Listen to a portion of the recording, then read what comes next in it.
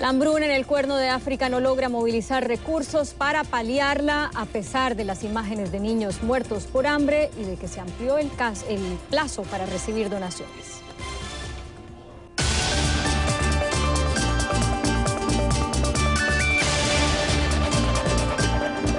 Por los datos que vamos a entregar a continuación, pareciera que el hambre ya no genera la compasión y la solidaridad de antes, o al menos se demuestra que del dicho al hecho hay mucho trecho. Solo 380 millones de dólares de los 1.400 que se necesitan fueron recogidos en la conferencia de donantes para paliar la hambruna en el Cuerno de África. 46 millones de dólares solamente entre los estados africanos.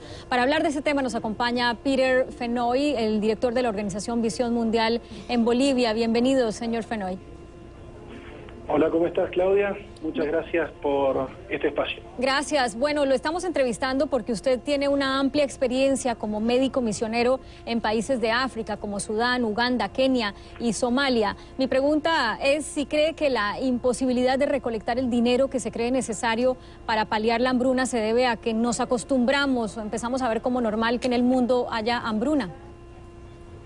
Así es uno de los factores que lamentablemente nos imposibilitan entender las necesidades de otros hermanos nuestros en otras regiones de la Tierra. Y eso sumado con muchas crisis que están ocurriendo en este momento, como en el Medio Oriente y en el norte de África, hacen que nos distraigamos. Pero esta crisis es especial porque es algo que no se ha visto desde hace más de 50 años. En la conferencia de donantes realizada hace unos días en Addis Abeba, un niño de 11 años donó $4.000, que fue el doble de lo que dio, por ejemplo, Lesoto. Este hecho sirve para preguntar qué podemos hacer cada uno de nosotros y sobre todo el público de América Latina, que es el que nos ve y que se encuentra tan lejos, no solamente geográficamente de África, sino de vivir de una manera tan generalizada una situación de hambruna.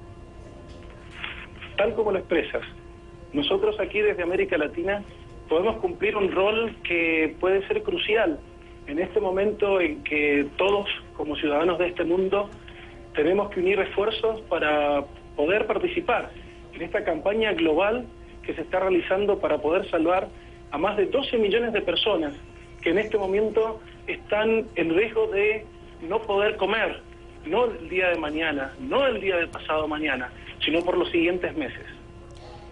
La hambruna que está viviendo ahora el Cuerno de África se debe en parte a la peor sequía de los últimos 60 años en la zona. Usted que ha estado allá, ¿por qué es tan difícil hacer frente a las inclemencias de la naturaleza en estos países? ¿Es realmente un fenómeno natural infranqueable o faltan adelantos científicos o verdadera voluntad política para prevenir estas sequías o el efecto de las sequías? Es una combinación de factores. Como tú sabes, en el Cuerno de África las condiciones climáticas son hostiles, terrenos rocosos, desérticos, con temperaturas tropicales. Eso han degradado los terrenos de agricultura, pero no es el único factor.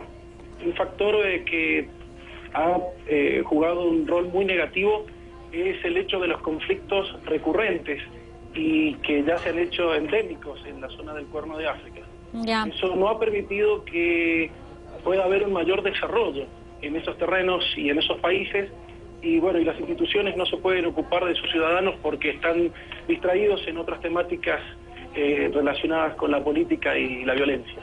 Ya. ¿Cuál es el impacto, Peter, de tener a 13 millones de personas afectadas por los efectos de una sequía, un gran número de ellos afectados también por la hambruna? ¿Qué es, por ejemplo, irrecuperable luego de que un país pasa por esa situación? O para preguntárselo en otros términos, ¿cuál es la anécdota que usted guarda de ese tiempo que estuvo prestando su servicio como médico voluntario allá, que le hizo entender lo grave que era la situación, lo irrecuperable y lo urgente que es solucionarla? Correcto. Los factores que pueden llegar a ser irrecuperables y el impacto que puede ser muy dañino, te lo puedo expresar en una pequeña historia. En mi primer día de trabajo en el Cuerno de África, en una clínica donde atendíamos a niños malnutridos, a mí me tocó atender a un niño que murió en mis brazos y que no pudimos rescatar. Un niño que llegó ya en momentos finales y teníamos que elegir entre atender a ese niño o atender a muchos otros, y el médico, ya de muchos años de experiencia en ese lugar, me dijo: no pierdas tiempo en atender a esta criatura, porque va a morir. Yo, empecinado por no dejar que la muerte arrancara una vida más de este mundo, pasé horas tratando de rescatarlo, pero no fue suficiente, y este niño murió. Eso es una pequeña historia que me tocó vivir a mí, pero que representa todo lo que puede llegar a impactar en la sociedad de estos países. Bueno, y a coger esa mentalidad de tener que decidir a quién salvar y a quién dejar morir. Doctor Peter Fenoy, director de la Organización Visión Mundial en Bolivia, gracias por acompañarnos con sus comentarios y sobre todo con su mensaje para ser solidarios con esta situación de hambruna que está viviendo el Cuerno de África.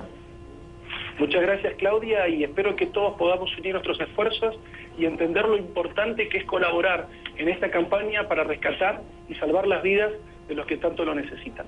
Muchas gracias. Gracias.